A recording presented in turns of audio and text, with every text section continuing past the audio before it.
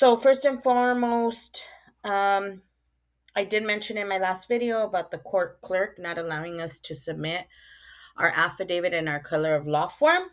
LA clerk, downtown LA, Hill Street, did not help us. They actually turned us away and just stated that we needed judicial forms.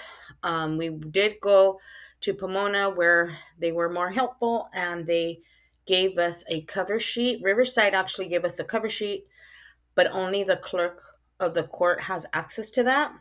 And as far as I know, because I couldn't find the form, I just copied it.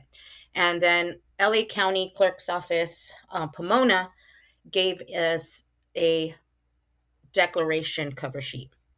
Now, when in regards to your job, if you are asking them to stop the garnishment, we actually thought they stopped it, but they started it again.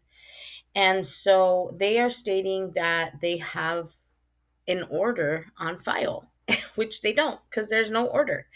And so, according to Anelia Sutton and other uh, content creators, they are stating that you can sue each person who deals with your case and doesn't do what lawfully they have to do. So we did submit a letter to his job stating that the alleged debt was in dispute due to violation of federal and state codes, and they are stating that they can't stop the garnishment even after letting them know that that is his property and that they need to stop. They still haven't. So our next step for that, we actually did respond to them. We sent them a copy of the UCC 11 certified letter from California, and they did not accept that. They're still saying no. We emailed it to them. So I might just mail it to them just for proof. As far as child support agency, we have sent several notices requesting proof of their authority and proof of claim. They have not responded to us. And we're on our third notice. Once we don't receive the third notice, according to some gurus, we are sending them a letter of dishonor and a letter of default. And we're going to submit all of our proof of services, all of our certified mailings to the court. Because like I said, if it's not in your case file, it does not exist. We are submitting our affidavit with every single thing that they did wrong. And now we're going to submit the fact that we're not getting a response from the child support agency. We did request that they not call or interview. And somebody did call my husband, which is a no-no. According to Anelia Sutton and some other gurus, you can sue for up to $2.5 million because people are not abiding by federal law.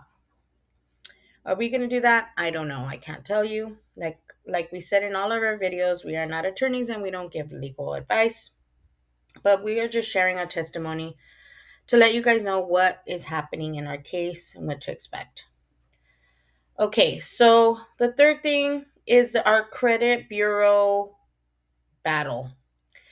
We contacted Transunion, Experian, and Equifax. We did it online at first, but I did read that everything needs to be in writing. So we sent them a letter letting them know all of those things, that there was inaccuracies on the amounts. They returned and said that child support sent them proof of claim. We don't have it. They won't send it to us. So what they got sent, we don't know. But we are responding to TransUnion, Equifax, and Experian with the UCC certified letter from the California secretary stating that there are no orders, no liens. We also added the Fair and Accurate Credit Transaction Act 2003 amendment for fraud prevention that states that child support arrears are not a credit transaction. And so, according to Miller versus Transunion, they were found that it was not admissible into the credit report. Here's another one. Fair Credit Reporting Act, FCRA, states that if any debt had late payments or collections and they weren't able to collect, or there was no activity for 7 years, that they have to remove it off your credit report. And so, according to their records, their case, it says that it was opened in 2007 and nothing is showing for about 10 or 13 years, something like that. I forgot to mention that the United States Post Office, somehow, two of my Riverside letters are missing. We did file a complaint. They got back to me. Supervisor there said that Moreno Valley Post Office was non-compliant, and they suggested that I file a missing mail service. So that's what we did. And so we're just waiting to see what's going on. I ended up UPSing um, his court documents to them and emailing them. Riverside does have an email. You can email them your service. LA County does have electronic service.